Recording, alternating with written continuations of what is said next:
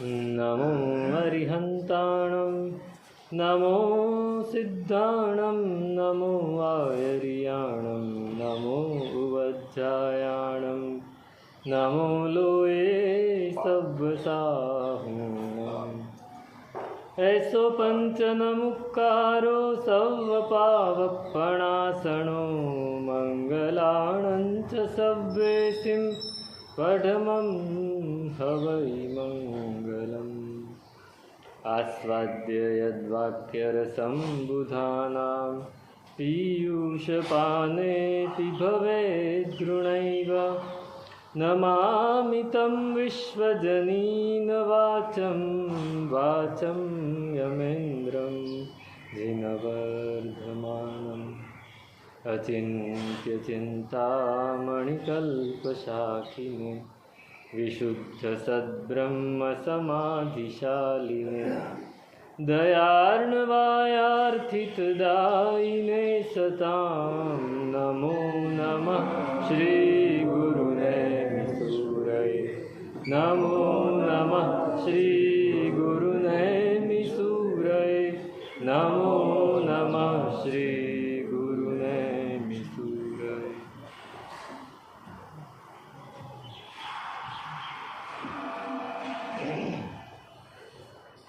वादांश्च प्रतिवादांश्च वदतु निश्चितांस्तथा तत्त्वान्तं नैव गच्छन्ति तिलपीलकवद्गतो। ઉપાધ્યાયજી ભગવાન કહે છે કે જ્ઞાન કયું ઈચ્છવા યોગ્ય છે? જે સ્વભાવનો લાભ કરાવે, જે આપણને સ્વભાવ તરફ આપણને જોડી આપે એવું જ્ઞાન ઈચ્છવા યોગ્ય છે, બીજું કોઈ જ્ઞાન, અને એ પણ પુષ્કળ પ્રમાણમાં. થોડી વાર, એક સેકન્ડ આપણને આવી જાય, એક ક્ષણ આપણને આવી જાય કે આપણે સ્વભાવ તરફ કદાચ વળી જઈએ, પણ બીજી જ ક્ષણે પાછા વિભાવમાં એવા ડૂબી જઈએ, બેભાન થઈ જઈએ. ઉપમેયથી ભવ પ્રપંચમાં એવો દાખલો આવે છે કે જીવ છે એને પેલું બધી કલ્પનાઓ કરી છે ને, ઉપમાઓ આપી છે, એટલે ઉપમેય તો ભવ પ્રપંચ, ભિખારીની વાત કરી છે. એવી રીતે જીવ અનેક જગ્યાએ જાય છે પણ હંમેશા બેભાન હોય છે. એને ગુરુ આવીને એને ઉઠાડે છે, એ ઉઠે છે ખરો, જુએ છે, એટલે એક ક્ષણ તો જાગૃતિ આવે છે, પણ વળી પાછો એ સૂઈ જાય, એ ક્યાં ઊંઘી જાય છે, બેભાન થઈ જાય છે. બસ આપણી આ જ હાલત છે. આપણે સતત મોહના નશામાં બેભાન થઈને પડ્યા છે. મોહનો નશો એવો છે કે આપણે સતત બેભાન થઈને, આપણને ખબર જ નથી. આપણે કદાચ અહીંયા હોઈએ તો પણ ક્યાંક બીજે હોઈએ, એવું બને. એવું તો જાતે જ કરવું પડે. સ્વયં એક આપણા સમયના એક પ્રબુદ્ધ આચાર્ય થઈ ગયા. એમને કોઈ આવીને પૂછ્યું, બહુ સમજવા જેવી વાત છે. એમને કોઈએ પૂછ્યું કે આપને આ બધામાંથી, મોહમાંથી કે અતિચારોમાંથી કે ગમે તેમાંથી બચાવનારું કોણ, બચાવવાવાળું કોણ? તો શું જવાબ આવે? ગુરુ ભગવંત. એવું જ બોલે ને. પાછા એમના ગુરુ ભગવંત બાજુમાં જ બિરાજમાન. બધા એની અપેક્ષા જ હોય કે આ ગુરુ ભગવંતની જ વાત કરશે કે મારા ગુરુ ભગવંતે મને પાપોથી બચાવ્યો, મને સંસારથી બચાવ્યો, મને આ બધાથી બચાવ્યો. પણ એમનો જવાબ બહુ સમજવા જેવો હતો કે આ બધાથી બચાવનાર તમને કોણ? તો કે આ બધાથી બચાવનાર મને હું, મારી જાત. હું પોતે જો મારી જાતને ન બચાવું તો ગુરુ પણ ક્યાંથી બચાવવાના? ગુરુ બચાવે ક્યારે બચાવે? જ્યારે પોતાની ઈચ્છા હોય, પોતાની અંદરથી ઝંખના હોય કે મારે બચવું છે. ગમે એટલું કહીએ છતાં પણ ના થાય. ગુરુ ભગવાન ગમે એટલું આપણને કહે, પણ જો આપણે જ જાગૃત ના હોઈએ તો આપણે કાંઈ જ નથી કરી શકવાના. એ આપણો દાખલો આપણી સામે જ છે. આપણે સતત અભાનમાં હોઈએ છીએ, ભાનમાં નથી હોતા, બેભાન જ હોઈએ છીએ. એ સાવધાની કરાવે કોણ? આપણી જાત. રહે તો अपने आप से और गए तो પોતાની જાતે જો કરવું છે તો કરવું છે. યદિ ભવાન જાગૃતિ કરિષ્યતિ તથા તદા કરિષ્યતિ, અન્યથા ન કરી શકે. સંસ્કૃતમાં એવી વાત આવે કે જો તું તારી જાતે કરીશ તો કરીશ, નહીંતર કોઈ તને કાંઈ જ નહીં કરી શકે. આપણે આપણી જાત સાથે જ તૈયારી કરવી પડશે. આપણી જાત સાથે એ કહે છે કે એ ક્ષણિક જે જ્ઞાન આવી જાય છે ને સ્વભાવનું, એ સારું છે, બહુ સારું છે કે ક્ષણિક તો આવી જાય છે, પણ એ ક્ષણિક આવીને પછી જે જતું રહે છે એ નકામું છે. એનો દાખલો આપ્યો કે સ્વલ્પ જ્ઞાનેન નો શાંતિમ યાતિ દ્રિપ્તાત્મ નામ મન સ્તોકવૃષ્ટ્યા યથા તપ્ત ભૂમિ રુષ્માયતે તરામ. જેઠ મહિનો છે અને ધરતી છે એ તપી તપીને એકદમ આમ લાલ ઘૂમ થઈ ગઈ છે, અંદરથી આમ બાફ નીકળે છે. અને જેઠ મહિનો પૂરો થવા આવે ત્યાં શું થાય? વરસાદ થાય. હવે વરસાદ જો ધીમો ધીમો પડે ને, થોડો થોડો પડે તો શું થાય? બાફ વધવા. પાણી અંદર જઈને શોષાઈ જવાનું, ઉલટાનો બાફ વધારે બહાર નીકળવાનો. એટલે ક્ષણિક ભાન આવી જાય એ નકામું છે. એનાથી કાંઈ આપણું મન શાંત થાય નહીં. એને શાંત કરવા માટે શું કરવું પડે? ધોધ વરસાદ, ધોધમાર વરસાદ પડવો. આપણી જાતે એટલી મહેનત કરવી પડે. નંદીશેણ મુનિ એને અંદરથી કેવો ભાવ થયો હશે? નંદીશેણ મુનિ શ્રેણિકના દીકરા, કેટલી પત્નીઓ? 500 પત્નીઓ છે. રાજકુમારી છે, એટલા બધા રૂપાળા, એટલા બધા સૌભાગ્યવાળા હતા કે આજુબાજુના બધા જ રાજાઓ પોતાની કન્યા એની સાથે પરણાવવા માંગતા. એટલી બધી રાજકુમારીઓને પરણાવે અને એ બધાની સાથે મોજ કરે છે, વિલસે છે. અને ભગવાન પધાર્યા, ભગવાનની દેશના સાંભળી, ભગવાનની દેશના સાંભળી અને વૈરાગ્ય જાગ્યું. ભગવાનને કહે, ભગવાન હું ઘરે પૂછીને આવું, રજા આપો, મને દીક્ષા આપો. ભગવાન ના પાડે છે. ભગવાન કોઈ દિવસ ના પાડે દીક્ષાની? ભગવાન ના પાડે છે કે ભાઈ તારા ભાગ્યમાં નથી, હજી તારે વાર છે. તો કે એવું બને જ નહીં. મારી અંદરથી જે વૈરાગ્ય જાગ્યો છે એવો છે કે આ કોઈ વાતમાં એ ટકે. તો કે તું પાછો સંસારમાં જઈશ. ભગવાન ચોખ્ખું કહે છે. તો કે નહીં, જે થવું એ થાય, મારે દીક્ષા જ લેવી છે. અરે ઘરે જઈને બધાની રજા લીધી, ના પાડે છે તો પણ રજા લીધી કે હું તો જવાનો જ છું. અને નીકળે છે ત્યારે આકાશવાણી થાય છે, દેવી પણ કહે છે, શાસન દેવી, કે ભાઈ તમારી હજી વાર છે, તમારે હમણાં દીક્ષા નથી લેવાની. બધું અવગણીને દીક્ષા લીધી, બધું અવગણીને, અને 10 પૂર્વ સુધી ભણી. વૈરાગ્ય કેવો હશે એમ? થોડી થોડી વસ્તુથી શાંતિ ન થાય, થોડાથી શાંતિ ન થાય. ધોધમાર વૈરાગ્ય, ધોધમાર વૈરાગ્ય. 10 પૂર્વ સુધી ભણી ગયા અને પછી મનમાં વિકલ્પો જાગવા માંડ્યા. મનમાં વિકલ્પો, જે કર્મ બાંધ્યું છે નિકાચિત, આપણા તો નિકાચિત નથી, છતાંય આપણે કંઈ ઉદયમાં આવશે તો લઈશું. આપણે નિકાચિત નથી કરવા, આપણે જો ધારીએ તો લઈ શકીએ. પણ એમણે તો નિકાચિત હતા છતાંય ઝંપલાવી દીધું. અને હવે વિકલ્પો જાગે છે. વિકલ્પો જાગે એટલે શું કરે છે? જાગૃત છે. એ વ્યક્તિ પોતે સાવધાન છે. વિકલ્પો જાગ્યા, વધારે ધ્યાન કરો. વિકલ્પો જાગ્યા, વધારે તપ કરો. વિકલ્પો જાગ્યા, જંગલમાં જઈને રહો. ભગવાનની આજ્ઞા લઈ લીધી. હકીકતમાં 10 પૂર્વ જે ભણ્યા હોય એને જંગલમાં જવાની આજ્ઞા ના મળે, ના મળે. એકાકી વિહરવાની આજ્ઞા ના મળે. એને 10 પૂર્વ ભણ્યા પછી અવશ્ય દેશના આપવી પડે. હા, વિનિયોગ કરવો પડે ને. એની દેશના અમોઘ હોય, એ દેશના આપે એટલે દીક્ષા લે અને લે જ, એવી એમની દેશના. અને છતાંય ભગવાનની આજ્ઞા લઈને ગયા જંગલમાં અને તપ ઉપર તપ કરે. પર્વત ઉપર જઈને ઠંડીમાં કૌશગ કરે, સાધના કરે. નદીના કિનારે ઉભા રહીને સાધના કરે. તડકો ગમે એટલો પડતો હોય તોય સાધના કરે. મનને સ્થિર કરવું છે. કેટલી મહેનત કરી, જબરદસ્ત મહેનત. આપણે તો ક્ષણિક એક ક્ષણ માટે પણ મહેનત નથી કરતા. આપણી ક્યાં મહેનત છે? મનને સ્થિર કરવા માટે કોઈ દિવસ મહેનત કરી ખરી? મન છે કે નહીં એ ખબર છે? સ્થિર કરવાની વાત તો અલગ છે. ક્યારે ખબર પડે? ક્યારે ખબર પડે? મેં હમણાં પરમ દિવસે કીધેલું, શ્વાસ આપણે લઈએ ક્યારે ખબર પડે? એકદમ દોડતા હોઈએ અને હાંફી જઈએ ત્યારે ખબર પડે. ગિરિરાજની જાત્રા કરો ત્યારે ખબર પડે કે શ્વાસ ચાલે છે, બાકી શ્વાસ ચાલે છે ખબર નથી પડતી. એવી રીતે મન છે એ ખબર નથી પડતી. જ્યારે આપણે કંઈક વિચારવું હોય પણ મન બીજું જ લઈ આવે ત્યારે ખબર પડે કે મન જેવું કંઈક છે. મનને સ્થિર કરવું છે. એ નંદીશેણ મુનિએ પૂરેપૂરો પોતાનું આત્માનું વીર્ય ફોરવી દીધું, પૂરેપૂરું સત્વ ફોરવી દીધું કે ગમે તે થાય બસ મનને સ્થિર કરવું છે. પણ એક ક્ષણ આ મન કેવું છે કે એક ક્ષણ માટે આપણને હરાવી દે. એક ક્ષણે હારી ગયા, પેલું તણખલું તોડી નાખ્યું અને સોનાનો વરસાદ વરસાવી દીધો.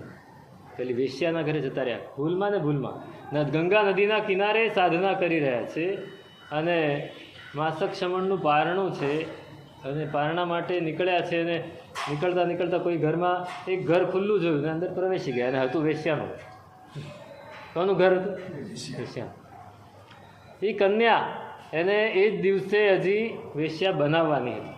વેશ્યાની એક કન્યા હતી, એને એ જ દિવસે બનાવવાની હતી અને એ એકદમ તૈયાર થઈને બેઠેલી કે કોઈ આવશે અને મારી બોલી બોલીને મને લઈ જશે. અને એમાં આને આવીને કરોડો સોનૈયા વરસાવી દીધા. એટલે હવે પેલી કન્યા કે હવે બસ હવે તમે મારા પતિ, હવે હું બીજા કોઈની પાસે નહીં જાઉં. અને 12 વર્ષ ત્યાં રહી ગયા. એક ક્ષણ ચૂકી ગયા, ત્યાં સાવધાની ચૂકી ગયા. અરે એમના જેવા જીવોની. અને પછી શું કર્યું? 12 વર્ષ રોજના 10. તમે વિચારો, 10 પૂર્વ ભણેલા છે, હા, બાધા શું લીધી? રોજના 10. હવે ત્યાં કેવા માણસો આવતો? સામાયિક કરવા આવતા? હા, સામાયિક કરવા આવતા હોય કોઈ ત્યાં. અને તેવા લોકોને પ્રતિબોધ પમાડીને તમે કલ્પના કરો, 12 વર્ષ સુધી રોજના 10, હા, 45-50 હજાર માણસોને એમણે દીક્ષા અપાવી દીધી. આપણે કલ્પના પણ ન કરી શકીએ કે કેટલી એમની કેપેસિટી હશે. કર્મ નિકાથી થતું બરાબર છે, પણ 10 પૂર્વ ભણ્યા પછી તે એ જ એવી જગ્યાએ રહીને, હા, અહીંયા બેસીને દેશના આપીને લોકોને પ્રતિબોધ પમાડી અલગ વસ્તુ છે, અને પેલીના ઘરમાં રહીને આ કામ કરવું. અને એ પણ કર્યું. અને 12મા વર્ષે જ્યારે કર્મ પૂરું થઈ ગયું ને, ત્યારે નવ જ પ્રતિબોધ પામ્યા, એકલો બાકી રહી ગયો. એક ગમે એટલું સમજાવો તો માનતો નથી. એટલે પછી પેલી કે ચાલો જમવા મોડું થાય છે, તો ક્યાં નથી માનતું, તો કે આજે તમે ઊભા થઈ ગયા. બસ આ પેલી સાવધાની હતી, પેલી જાગૃતિ હતી, પાછી આવી ગઈ ને ઊભા થઈને જતા રહ્યા. પેલી રડતી રહી અને ભગવાન પાસે જઈ પ્રાયશ્ચિત લઈ ફરી દીક્ષા લઈ લીધી અને અનુત્તર વિમાનમાં પહોંચી. અનુત્તર વિમાનમાં કઈ જેવી તેવી વાત નહીં. 12 વર્ષ વેશ્યાના ઘરે ને રહીને આવ્યા હોય એનું શું થાય? પતન થઈ જ ગયું છે. અને છતાંય પાછા એવા ઉપર ઉઠ્યા કે ફક્ત 7 લવ આયુષ્ય બાકી હોત તો મોક્ષે જતા. લવ સપ્તમી અનુત્તર વિમાનમાં પહોંચી ગયા. હવે એ આટલું કરતા હોય છતાં એમની આ હાલત થાય તો આપણી શું થવાની? મૂળ વાત ત્યાં છે કે આપણે થોડું થોડું પણ સમજીને જો જાગૃતિ નહીં કેળવીએ, ક્ષણશ કણશશ્ચૈવ વિદ્યામ અર્થમ ચ સાધયેત ક્ષણે નષ્ટે કુતો વિદ્યા કણે નષ્ટે કુતો ધનમ. ક્ષણે ક્ષણે એક એક ક્ષણ મળે ને, થોડી 1-2 મિનિટ મળી છે, કંઈક મનમાં વિચાર કરીને મનને સ્થિર કરવાની કોશિશ કરો. 2 મિનિટ મળી છે તો આપણે શું થાય? 2 મિનિટ મળી, ચાલો વાતો કરી લઈએ. 2 મિનિટ મળી છે, ચાલો મોબાઈલ જોઈ લઈએ. 2 મિનિટ મળી છે, ચાલો આમ તેમ જોઈ લઈએ, ડાફોડિયા મારી દઈએ. આપણે 2 મિનિટ એવી આખા દિવસની કેટલી બગાડી નાખીએ. ક્ષણશઃ કણશશ્ચ, એક એક ક્ષણ મળી છે, મનને સ્થિર કરવાની કોશિશ કરો. થોડાથી કાંઈ નહીં થાય, એક સાથે કરવું પડશે, પણ એક સાથે કરવાનો આપણી પાસે અવસર નથી. તો થોડું થોડું ભેગું કરીને કરો. પૈસો ભેગો કરવો હોય તો થોડો બચાવવો પડે. આપણે વિચારીએ ભાઈ એક સાથે લાખ મળશે ત્યારે બચાવીશ, તો શું થાય? તો બને જ નહીં. એક સાથે લાખ મળવાના નથી, લખેસરી થવાના નથી, એવું કહેવાતું આપણે ત્યાં. 5-5 રૂપિયા મળીને ભેગા કર્યા હોય, ટીપે ટીપે સરોવર ભર્યું હોય તો ભરાઈ જાય સરોવર. તમે કોઈ એક સાથે વરસાદ પડશે ને સરોવર ભરાઈ જશે તો ક્યારે પડે? તો સ્તોક વૃષ્ટિયા યથા તપ્ત ભૂમિ રુષ્માયતિ તરામ. થોડી પણ વૃષ્ટિ થાય ને તો ભૂમિ ઠંડી ન પડે, અંદરથી બાફ વધારે થાય, પણ થોડી રોજ પડે તો. પેલી લોઢી છે, ગરમ બરાબર તપેલી હોય, તમે પાણીનું ટીપું નાખો તો છમ કરીને ઉડી જાય. બીજી વાર નાખો તો ઉડી જાય. તમે 100 વાર નાખો, 100 વાર ઉડી જશે, પણ 101મી વાર રહી જશે. 101મી વાર આપણે સતત કરવું છે. પણ એ કરતાં છે ને આપણે કોઈક બીજા રસ્તે ચડી જઈએ છીએ. એટલે એ કહે છે કે જ્યારે બીજા રસ્તે ચડી જઈએ છીએ ત્યારે બુદ્ધિ આપણી અંધ બની જાય છે. બુદ્ધિને અંધ નથી બનવા દેવી.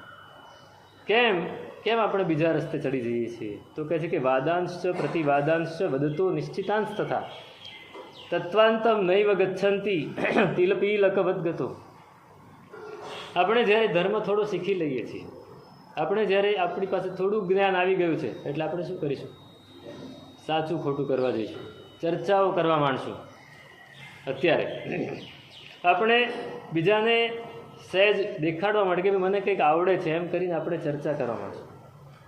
આપણે આ કરીશું, મને કંઈક આવડે તો હું તમને જણાવીશ, એટલે તમને થશે ઓહો મહારાજને તો બહુ સરસ આવડે છે. એ માહિતી છે, એ ઇન્ફોર્મેશન છે, એ જ્ઞાન નથી. અને જ્યારે એ ચર્ચા કરતાં કરતાં કરતાં સામેવાળો કદાચ થોડો પ્રબળ હશે તો વાદ વિવાદ થઈ જશે. શું થઈ જશે? વાદ વિવાદ. અત્યારે આપણા વાદ વિવાદ આવા જ હોય છે. બધા ભેગા થયા હોય ને કંઈક વાત કાઢે, બીજો એનો જવાબ આપે ને પછી વાદ વિવાદ થઈ જાય કે મૂળ વાત જે વાત કરવાની હતી તો ક્યાંય જતી રહી, કોઈ પ્રગતિ થતી નથી. પહેલાં આવું થતું. પહેલાં બધા દર્શનો આપણા સાધુ ભગવંતો નિર્ગ્રંથ સાધુ હંમેશા જંગલમાં રહે. વનવાસી ગચ્છ હતું આપણા ગચ્છનું નામ શું હતું? વનવાસી. નિર્ગ્રંથ વનવાસી ગચ્છ. સાધુઓ જંગલમાં જ રહે, સાધના કરે, આગમોની વાચના લે, એનો સ્વાધ્યાય કરે અને સાથે સાથે સાધના કરે.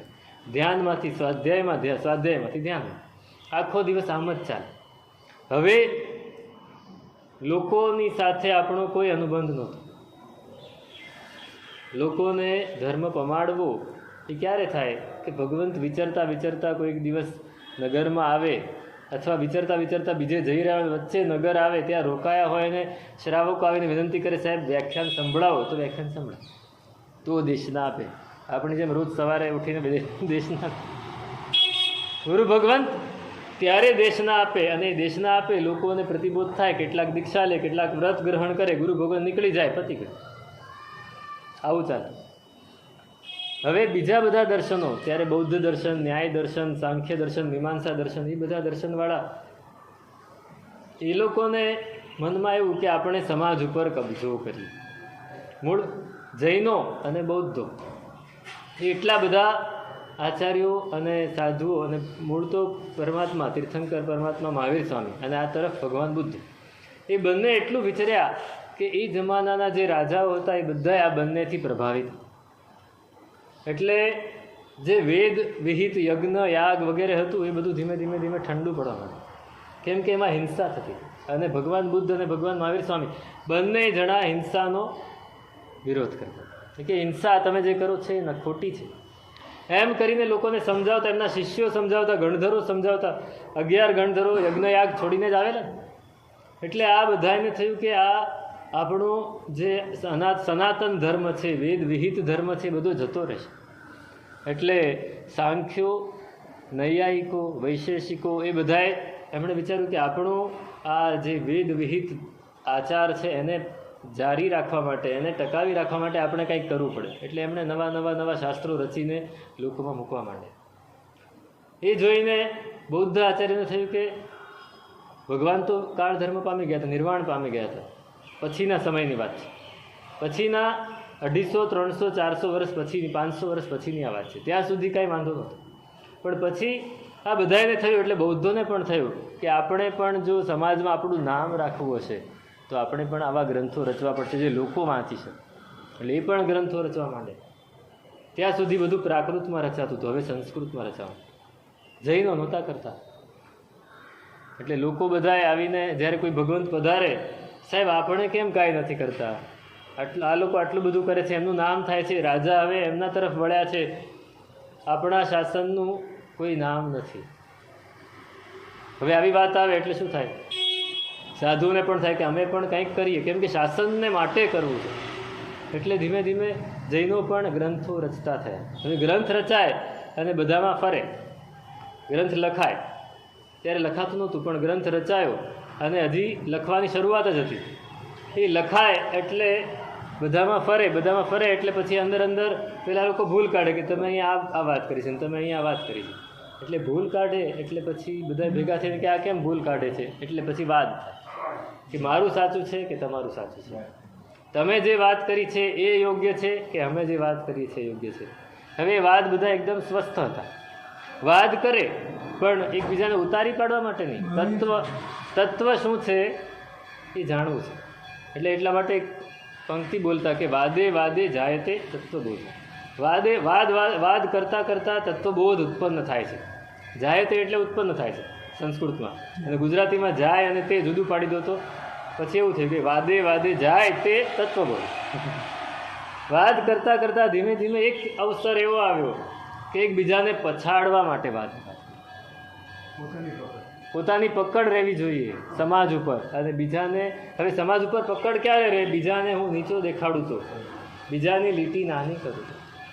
અને આ એટલું બધું વધી ગયું કે વાદ વિવાદ એ જ ધર્મનું સાચું સ્વરૂપ છે એમ લોકો સમજતા. પેલું જે સ્વરૂપ હતું કે ધ્યાન કરીને અંદર ઉતરો, સાધના કરો, આત્માને પામો, અને બીજું બધું નકામું છે, એવી જે વાત હતી એ ધીમે ધીમે ધીમે વિભાવના બદલાઈ ગઈ. અને સાધુઓને ખબર હતી કે આપણે આ નથી કરવાનું, પણ શ્રાવકોને ક્યાંથી ખબર હોય? એટલે શ્રાવકો તો એ જ માનતા થઈ ગયા કે વાદ વિવાદ કરો એ જ સાચો ધર્મ છે. સત્ય જો હોય છે ઘણી વાર કઈ વિષય બી હોય એને ભૂલાય છે, અસત્યમાં ફેરવી શકે તર્કથી. કોણ? તર્ક. હા, તર્કથી. હવે આપણે રોહગુપ્તની વાત જ સાંભળીએ છીએ. પહેલાં સામેવાળા વાદીએ શું કર્યું? રોહગુપ્ત અને સામેવાળા વાદીનો વાદ થયો. ત્યારે રોહગુપ્ત હવે પહેલાં એ જોયું કે આ જૈન સાધુ છે ને એની સામે જીતી નહીં શકાય. જૈન સાધુનો એટલો બધો ડર હતો કે જૈન સાધુને જીતવા એટલે બહુ અઘરી વસ્તુ. અને પહેલાં એ શું કર્યું કે જૈનને જે સંમત હોય ને એ જ વાત મૂકી દે. હવે એનું તો ખંડન ના કરી શકે. મને સંમત છે કે બધું ઉત્પાદ વ્યય અને દ્રવ્યથી યુક્ત છે. ઉત્પન્ન એવા વિગે એવા ધોય એવા બધું ઉત્પન્ન થાય છે, નાશ પામે છે અને સ્થિર રહે છે. બધું જ તત્વ આ છે. કિમ તત્વમ? હા, તત્વ શું છે તો ક્યાં છે? હવે જો આ વાત મારી સામે કોઈ મૂકી દે તો હું એનું ખંડન કરવાનું, ને હું ખંડન ના કરી શકું તો હું હારી જાઉં. તો રોહગુપ્તની સામે એવું મૂકી દીધું કે આ દુનિયામાં બે જ પ્રકારના તત્વ છે, જીવ જેમ કે જીવ અને અજીવ, પુણ્ય અને પાપ, સુખ અને દુઃખ, સંસાર અને મોક્ષ, આ ભવ અને પરભવ, એમ બબ્બેના જોડકા જ છે, બીજું કાંઈ નથી. હવે આ વસ્તુ આપણને સંમત છે. તો રોહગુપ્તે શું કર્યું? પોતે જીતવા માટે બેની બદલે 3 કરી દીધા. 3 વસ્તુ છે દુનિયામાં, 2 નહીં. એમ જીવ, અજીવ અને નો જીવ. ખબર છે ને?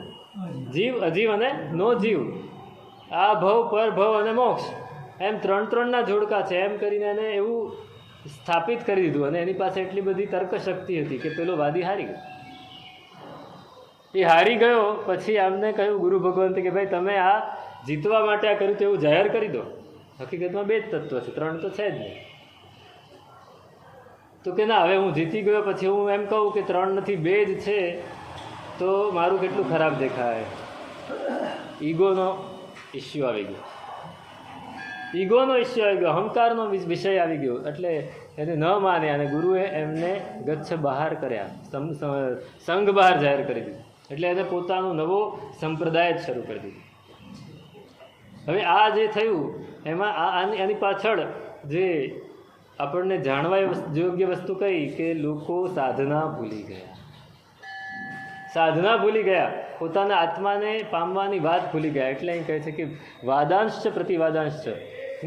આ બધું બુદ્ધિનું આંધળાપણું આપણને ક્યાં સુધી લઈ જાય? તો કે વાદ અને પ્રતિવાદ સુધી લઈ જાય. વાદ અને પ્રતિવાદ ગમે એટલા કરો તત્વ મળતું નથી.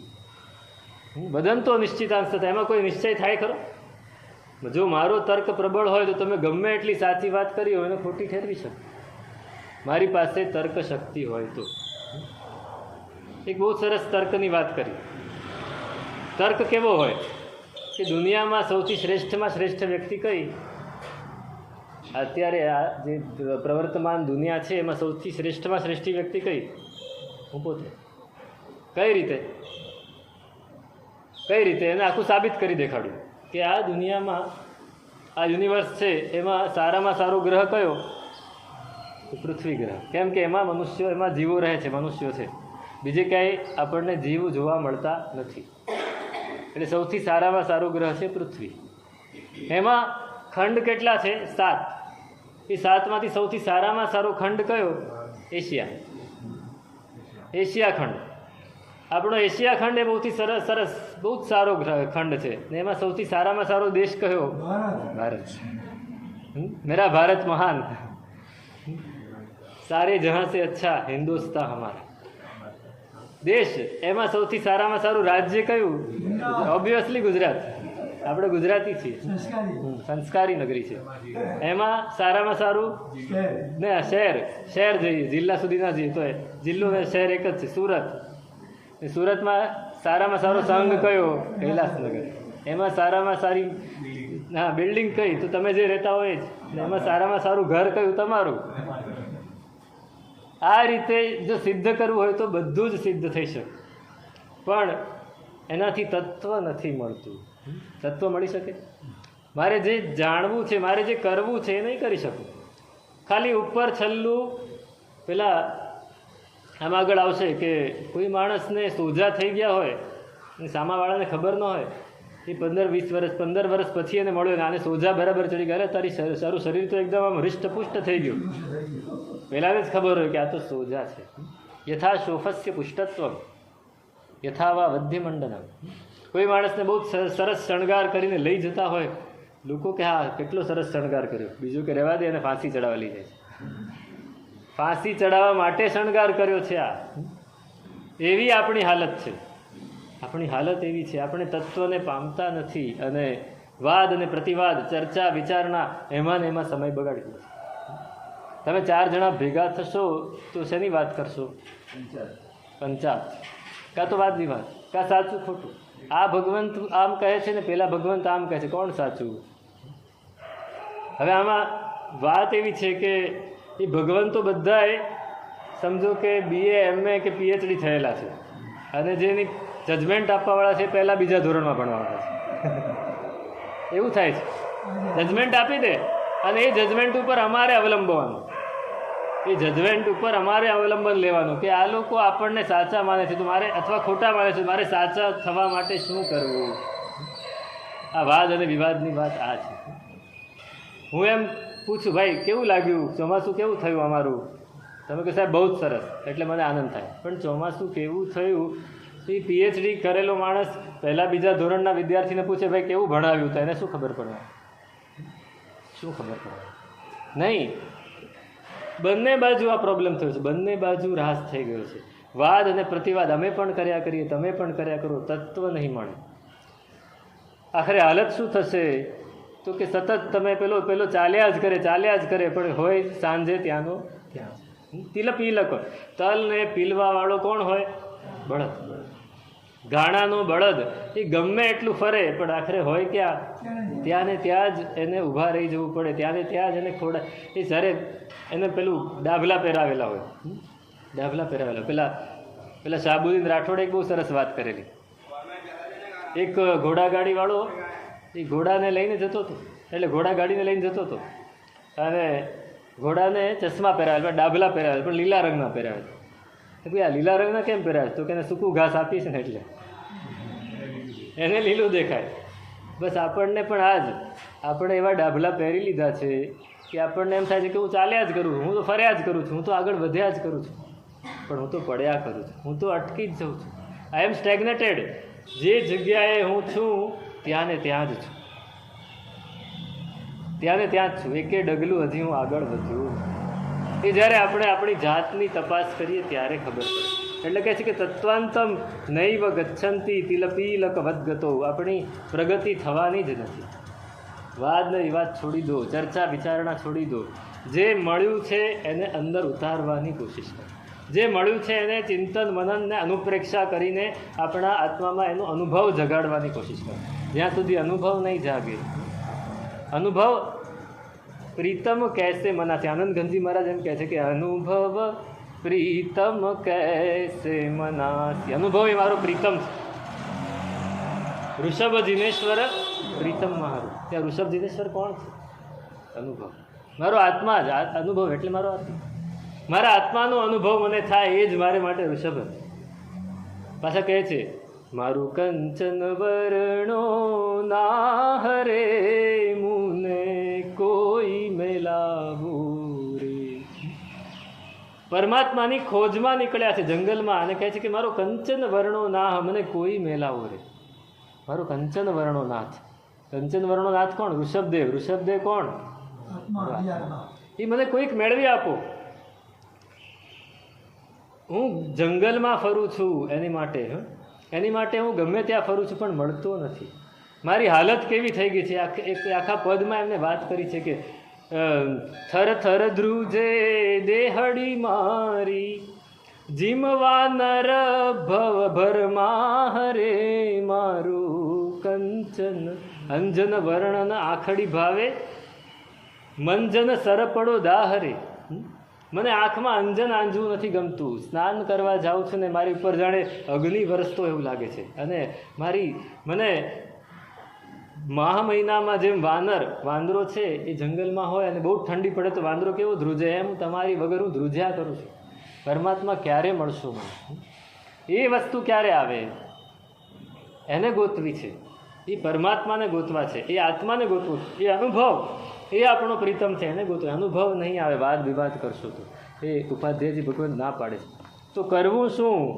તો કહે છે કે સ્વદ્રવ્ય ગુણ પર્યાય ચર્યા વર્યા પરાન્યથા ઇતિ દત્તાત્મ સંતુષ્ટિર મુષ્ટિ જ્ઞાન સ્થિતિર મુને. કોઈ પણ વસ્તુનો એક રહસ્ય હોય, કોઈ પણ વસ્તુનું એક રહસ્ય હોય. જેમ કે કોઈ માણસ, તમને એક દાખલો આપું, બનેલી વાત.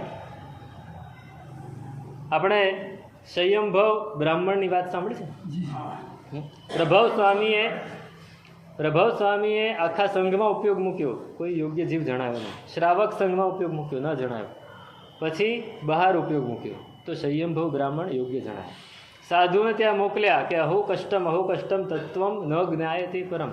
તત્વ જણાતું નથી, આ લોકો યજ્ઞયાગ કર્યા કરે છે. એટલે પેલા સંયમભવ બ્રાહ્મણ એ યજમાન છે, એ યજ્ઞ કરાવે છે પુરોહિતો પાસે. એમને આ સાંભળ્યું કે આ જૈન સાધુ છે ને આવું બોલે છે, નક્કી આમાં કંઈક રહસ્ય હોવું જોઈએ, નક્કી આમાં કંઈક રહસ્ય હોવું જોઈએ. પૂછ્યું, ભાઈ તમે આ શું બોલો છો? તો કે અમે નથી જાણતા, ગુરુ ભગવાનને પૂછ્યું, અમારો આ વિષય નથી, અમને તો ગુરુ ભગવંતે જે આદેશ આપ્યો અમે કર્યો. તરત જ ત્યાં પહોંચ્યા નહીં, પહેલાં તો એને તરત જ પોતાના પુરોહિતને બોલાવે કે બોલ ભાઈ, તત્વ શું છે? કે વેદમાં જે વિહિત છે એ જ તત્વ છે, તમે જે યજ્ઞ કરો છો એ જ તત્વ છે, એ સિવાય બીજું કોઈ તત્વ નથી. નહીં, તત્વ શું છે? કિમ તત્વે? ભગવાનને ગણધરોએ પૂછ્યું હતું, આ પોતાના પુરોહિતને પૂછે છે શું તત્વ શું છે, જલ્દી બોલ. બોલો નથી બોલતો, તલવાર કાઢી, બોલો છો કે ગળું કાપી નાખ. પુરોહિતને ગળે તલવાર મૂકી દીધી કે જલ્દી બોલો નહીંતર ગળું કાપી નાખીશ. તો કે તત્વ આપણે યજ્ઞનો જે સ્તંભ લગાડ્યો છે એને ખોદો તો મળશે.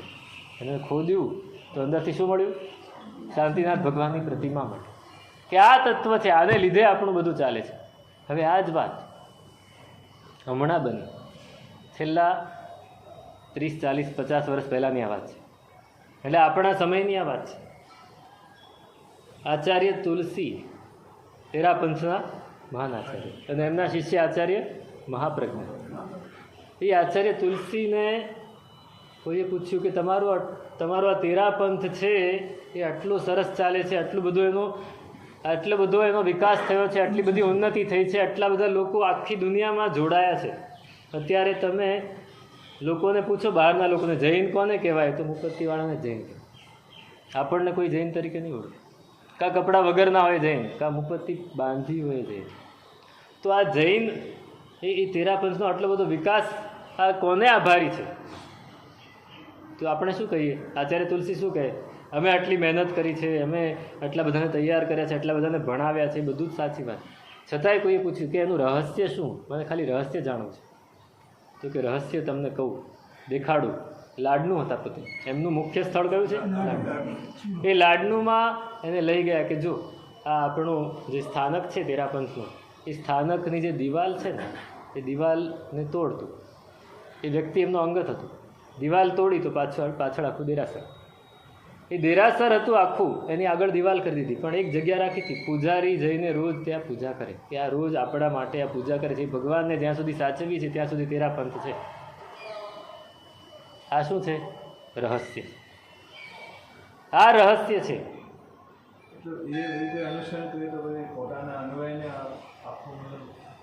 વાત એને પોતાની વાત એને આપણાથી જુદા પડવું છે. કોઈ પણ રીતે જો આપણી સાથે આવી જાય, ભગવાનને પ્રતિમાને માની લે. કેટલા બધા એવા દાખલા થયા છે. જેમણે જેમણે નવા પંથો આ રીતે કાઢ્યા, છેલ્લા 100 વર્ષની વાત કરું છું, એમને એમના અનુયાયીઓ આવીને જે સમજેલા હોય એવા અનુયાયીઓ આવીને, ખંભાતના એક ભાણાભાઈ હતા, કટ્ટર હતા. કોના હતા એ કટ્ટર કોના હોય ખબર છે, પણ ધીમે ધીમે એવા સમજ્યા અને સમજીને બરાબર સ્થિર થયા. એટલે પછી જઈને પૂછ્યું એમણે પોતાના આચાર્યને કે સાહેબ આપણે જે કરીએ છીએ તો ખોટું છે. તો આચાર્ય કહ્યું કે હા ખોટું છે, આપણે જે કરીએ છીએ બિલકુલ ખોટું છે. તો સાહેબ હવે પાછા ફરી જવું છે ને? તો કે પાછા ફરવા માટે અમે જુદા નથી પડ્યા. એકવાર ઈગોનો ઇસ્યુ આવી જાય, આપણું નામ થઈ ગયું છે, હવે પાછા ફરવાનો કોઈ અર્થ નથી. આવું 100 વર્ષ પહેલા પણ બન્યું. આપણા જ્ઞાની આવી ભૂમિકા ઉપર આવો મતલબ વિચાર આવે. કર્મ છે, કર્મ છે એ કોઈને ક્યાં, જ્યાં સુધી જાગૃત, હું કહું છું જાગૃતિ હોવી જોઈએ. એક વ્યક્તિનું પુણ્ય એવું હોય કે બધા એને આ તરફ જોડી શકે, એનું પુણ્ય છે, એનું પુણ્ય છે, એ બધા એને જોડી શકે. આ તો ઘણા બધા લોકો એમની વાગઝાળમાં ફસાયા નહીં, નહીંતર તો ભલભલા ફસાઈ જાય. એ પુણ્ય છે એમનું, એને પુણ્યને લીધે એમણે એ કરી નાખ્યું. એવું 100 વર્ષ પહેલાં પણ થયેલું. અને એમને પણ એક બધા જ એમના શ્રાવકોને ખ્યાલ આવી ગયો કે આપણે ખોટું કરીએ. શ્રાવકોએ ભગવંતને જઈને વિનંતી કરી, ભગવંત તૈયાર પણ થઈ ગયા કે ચાલો આપણે પાછા જેમાંથી આપણે નીકળ્યા છીએ એમાં પાછા ભળી જઈએ. પણ એક સંઘનો શ્રાવક, એક સંઘ એવો હતો, એક ગામ એવું હતું કે એ સંઘના શ્રાવકો આવીને કે સાહેબ આ વસ્તુ નહીં બને. કેમ કે તમારે લીધે અમે અમારા સમાજ સાથે છેડા તોડી નાખ્યા, તમારે લીધે આપણે જુદા પડ્યા એટલે એ બધાના વ્યવહાર આપણે તોડી નાખ્યા, અને હવે તમે કહો છો કે આમ જતા તો અમે ક્યાં જઈશું? અમારા માટે પણ તમારાથી છોડાશે નહીં. આ શું છે? પકડ એકવાર આવી જાય છે ને છૂટતી નથી. એટલે તત્વ શું છે એ સમજવાથી, તત્વનું રહસ્ય શું છે એ કહે છે કે સ્વદ્રવ્ય ગુણ પર્યાય ચર્યા વર્યા પરા અન્યથા. પોતાના દ્રવ્ય, પોતાના ગુણ અને પોતાના પર્યાયમાં રહેવું, સ્થિર રહેવું, એ જ તત્વ છે. એ અત્યારે એની વાત નહીં, તિરુપતિ બાલાજીની વાત જવા દો. આપણી જે વાત છે દ્રવ્ય ગુણ અને પર્યાય, સ્વદ્રવ્ય, સ્વગુણ અને સ્વપર્યાય. પોતાનું દ્રવ્ય કયું? આત્મદ્રવ્ય, જીવ દ્રવ્ય, જીવાસ્તિકાય. હું શું છું?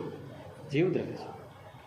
હું પૂદગલ છું, હું ધર્માસ્તિકાય છું, હું આકાશાસ્તિકાય છું, હું કાળ છું, અધર્માસ્તિકાય છું? નહીં, હું જીવ દ્રવ્ય છું, પોતાનું દ્રવ્ય. તો હું બીજામાં શા માટે જાઉં? પરમાં શા માટે જાઉં? પર દ્રવ્યમાં મારે નથી જવું.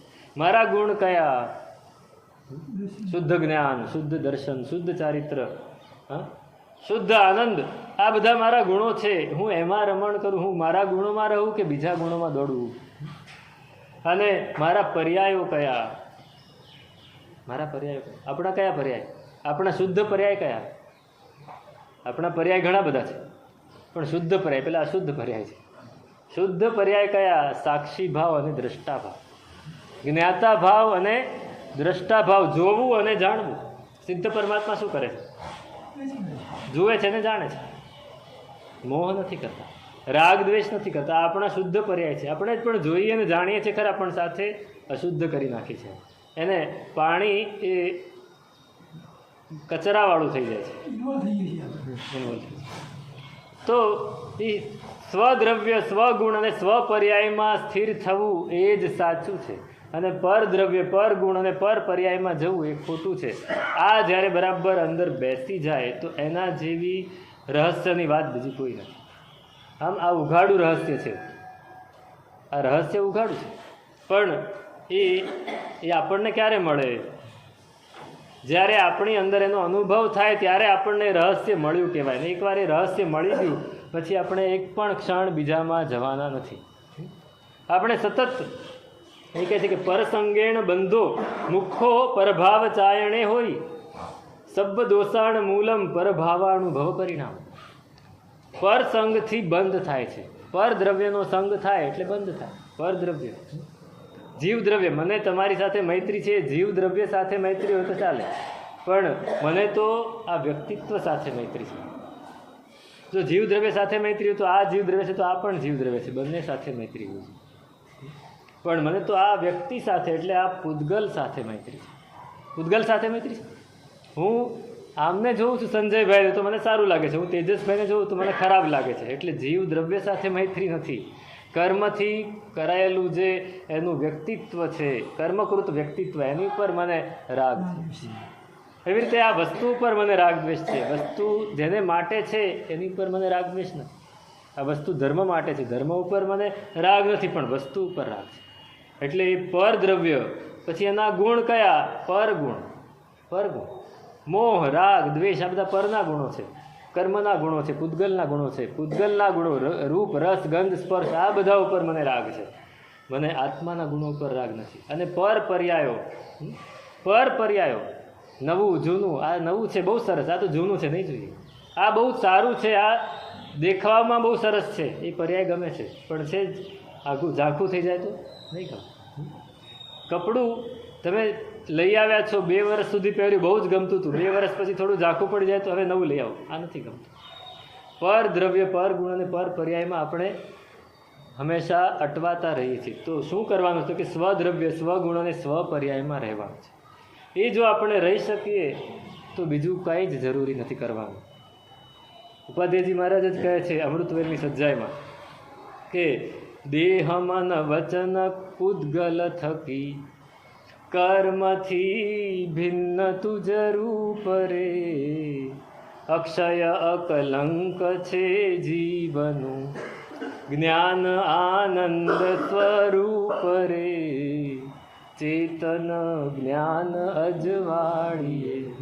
પહેલી જ ગાથા તો એટલી સરસ છે, ચેતન જ્ઞાન અજવાળીએ, ટાળીએ મોહ સંતા, ચિત્ત ડમડોળ તું વાળીએ, પાળીએ સહજ ગુણ આપરે. 4 લીટીમાં તો આખી સાધના કહી દીધી. આખી સાધના કહી દીધી. ભાઈ ચેતન, તું તારા જ્ઞાનને અજવાળ અને મોહના સંતાપને ટાળી દે. જ્ઞાનને અજવાળવું હશે તો મોહ ટાળવો પડશે. મોહને ટાળીશ તો શું થશે? તો કે ચિત્ત ડમડ, એને ટાળવા માટે ચિત્તને સ્થિર કરવું પડશે. ચિત્ત ડમડોળ તું વાળીએ, અને તો શું થશે? પાળીએ સહજ ગુણ, તો હું મારા આત્મામાં સ્થિર થઈ જઈશ. આ પણ એ જ કહે છે કે દેહ, મન, વચન, પૂતગલ અને કર્મ, આ બધાયથી મારું સ્વરૂપ જુદું છે. હું તો એને જ મારું સ્વરૂપ માનું છું. હું બોલ્યો, મારા વચનની કોઈ કિંમત હોય કે નહીં? આપણે શું કહીએ? મેં એકવાર બોલી દીધું એટલે પછી તમે કેમ ફેરવી નાખો? આપણે આ બોલ્યું, મને વિચાર આવ્યો છે એ સાચો જ છે. આપણા વિચાર ઉપર, મન ઉપર પકડ છે. હું કરું એ જ બરાબર, દેહ ઉપર પકડ છે. પૂતગલ, એની ઉપર પકડ છે. અરે આ બધું જ જતું રહેવાનું છે, બધું જ ક્ષણિક છે. આ અત્યારે જે મળ્યું છે એ રહેવાનું છે? નથી રહેવાનું. અત્યારે તમારું વચન ચાલે છે, એ જ વચન તમે હજી 20 વર્ષ પછી વધારે ઘરડા થશો તો તમારી વાત કોઈ સાંભળશે? કોઈ નહીં સાંભળે. પોતે નહીં સાંભળી શકે, બીજું કોણ સાંભળે? તો આ બધાયથી આપણું વ્યક્તિત્વ, આપણું અસ્તિત્વ એ જુદું છે. સ્વદ્રવ્ય, સ્વગુણ અને સ્વપર્યાયમાં સ્થિર થવું છે. જો એ સ્થિર થઈ જઈએ તો એના જેવી જ્ઞાનની બીજી કોઈ સ્થિતિ નથી, એવું ઉપાધ્યાયજી ભગવંત કહે છે. હજી પણ આગળ એ આ જ્ઞાન માટે 2 ગાથામાં જે વાત કરે છે એ આપણે વિચારવી છે, તેનું શું સ્વરૂપ છે અગ્રથી.